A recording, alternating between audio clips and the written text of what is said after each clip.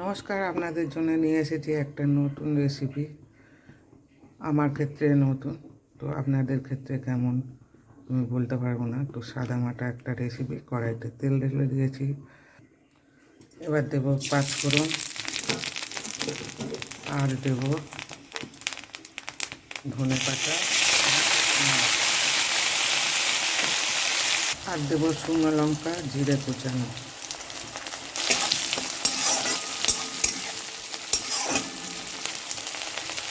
রেসিপিটা খেয়ে দেখবেন, দারুণ লাগবে। অল্প হাতে সময় আছে, অথচ চটপটা একটা রেসিপি করবেন, তখন সেক্ষেত্রে এই রেসিপিটা ট্রাই করতে পারেন। এবার এর মধ্যে দিয়ে দেবো আদা রসুন পেস্ট। এবার দেবো হলুদ,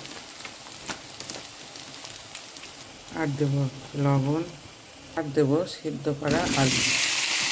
তরকারিটা ভালো করে কষে নেব।